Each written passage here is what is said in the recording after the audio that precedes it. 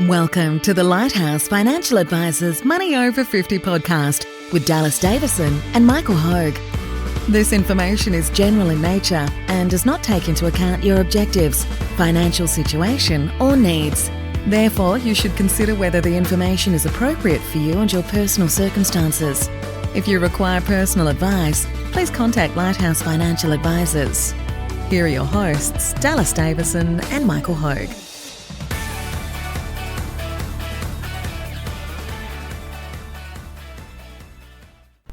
Hello and welcome to today's episode of Money Over 50. What's a good investment versus what's your investing time horizon? What you talking about, Dallas? I actually just proposed this podcast to Michael and I got a bit of a blank look, so I like the way you've introed that with, I don't know what you're banging on about, so just explain it for me. The concept that I want to talk about here very briefly is just that there's a question that we get all the time, and you've had this. You meet someone, what do you do? I'm a financial advisor, and they go, oh, okay. Well, what's a good investment? And it's kind of one of those questions where,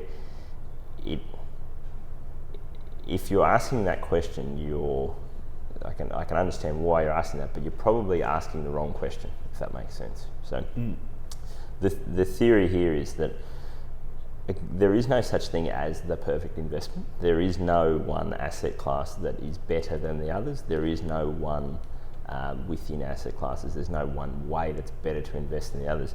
There is only what is the best way for me to invest with this sum of money that I have for this exact purpose. So the way we talk about it is that you basically don't invest your portfolio. So everyone has some assets to invest.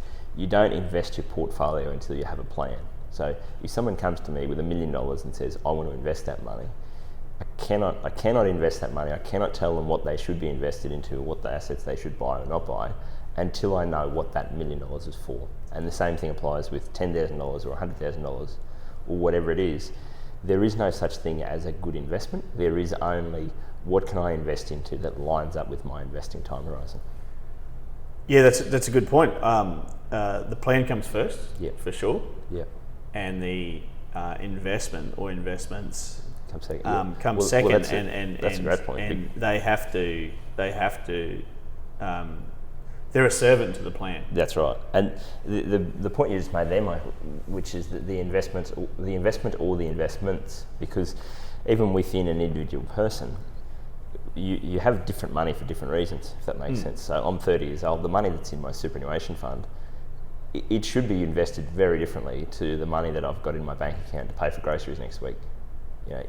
When we break it down like that, it's completely logical that no one's suggesting that my superannuation should be invested the same way as the money that I've got to pay rent the week after next. So we can see that in a very concrete example that different.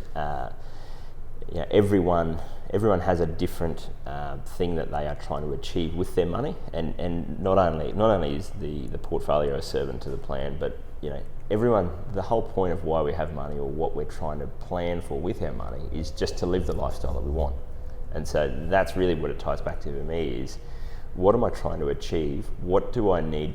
Which parts of my money do I need to invest in what investments that are going to line up with what I want to try and achieve with that money? Is it? Absolutely. Yeah. That's something else that you and I have spoken about is actually introducing the personification of money. Because the money that we have in our bank account. Yeah. That's there for our bills next week and next fortnight and the groceries and things like that. Yeah. It's a little bit like our dear old granny, isn't it? Like that's right. she's cuddly and makes you feel good. But she's not going to run the 100-meter dash in a record time. Whereas the money that we have invested for our future retirement is a little bit like a high-paid consultant that works 60 hours a week. There are times whilst he or she is working those 60 hours per week, they're making lots and lots of money, and the returns are really, really high. Look, there's a period of time for 3 or 6 months where they're out of work. They're sitting on the couch. And that sort of personifies bear markets, or where that pot of money that is there to get a higher return than your bank account or little old granny. Is actually going backwards for a period of time before it becomes re-employed. So, and that's a good example. Is that no one would say, in your life you need everyone to be like your granny. You know what I mean? No one wants everyone to just be nice and caring to them all the time. Sometimes you need, if you've got an employee or you've got someone you're working with, you want them to be focused on just getting the job done. And that's a good example where, as I say, there is no, and I guess whenever people ask me this, it probably feels like I'm sort of dancing around the question, because they go, what should I invest into? Should I invest into property or shares or whatever?